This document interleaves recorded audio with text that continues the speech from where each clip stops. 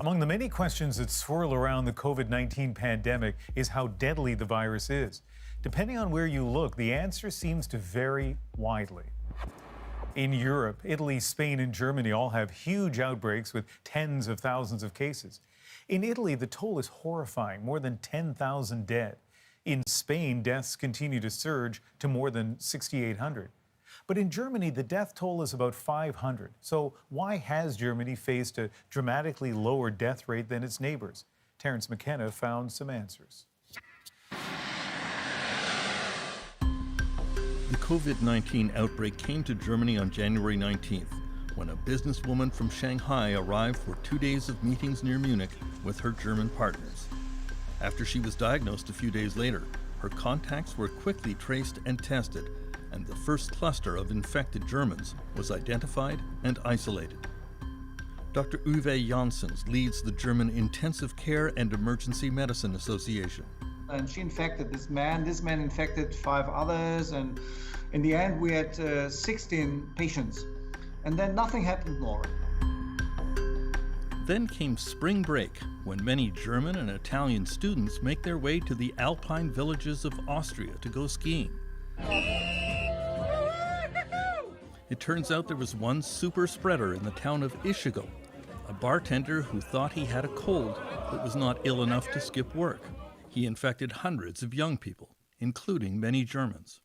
Martin Sturmer is a German biochemist who was himself caught up in the epidemic. Yeah, we've been to Austria for skiing, and 2 days before we left our holidays, we got a message that the complete region of Tyrol is called the risk area. And when we came back, because my wife and I, we work for a medical lab, and they said, before you come back to the lab, you have to be in quarantine, and we will have to do a test. And so we did a test, and it was positive. He just kept going to work. I guess he didn't feel sick enough to stay at home. Yilmaz Gulum reports for Austrian Public Broadcasting. There was not yet an understanding of what could happen. Up to 50% of people who have the virus don't show any symptoms at all, and a very large number of people show only very, very mild symptoms. Now, it depends on the capacity of a country to test. How many people can a country test per day to isolate the people that are infected, to isolate them from the rest of us? Chancellor Angela Merkel, a scientist by profession, was the first Western leader to take action about COVID-19. She estimated that up to 70% of the German population could contract the virus.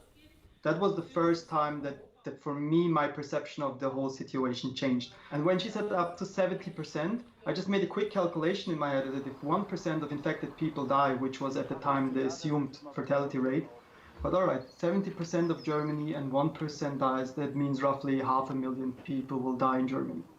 And that was for me like, whoa. This is not just the flu. This will change a lot of things for a long time. Germany quickly began developing thousands of test kits, far more than any other Western country. Germany has ramped up quickly and is now testing 500,000 people per week. For instance, everybody coming from Italy or from skiing or from the risk area in Italy, he was isolated and was tested, and everybody surrounding the family was isolated. So I think at the moment, this led to the point that we don't have so many old people getting infected. So if you look at our overall positively tested population, you see many younger people below at the age of 60, which have been tested positive, and therefore we have not so much severe ill people in our population, in our testing population. And everyone just started to test, to establish the test.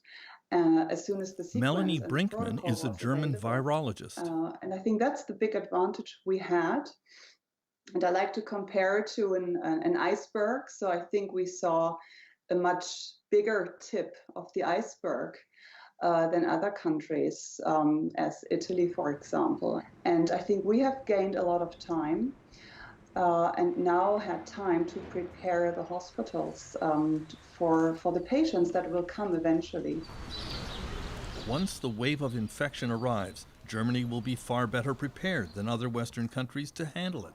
For example, Germany has invested in a greater per capita proportion of intensive care beds and ventilators, almost 3 times as many as Canada.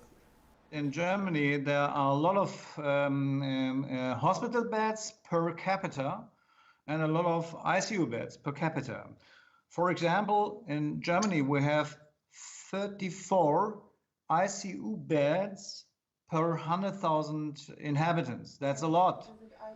For comparison, in Italy, we have 8.4 per 100,000. And so this is we have 4 times of beds. So I think we can handle this situation a little bit better than the Italian people do.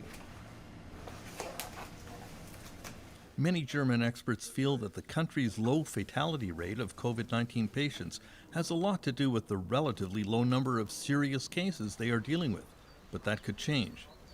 Dr. Karl Lauterbach is an epidemiologist and member of the German parliament. I think that the tidal wave is coming, and we will see, let's say, a sharp increase in both the number of infected people and also the number of, let's say, people having severe disease and people dying, unfortunately.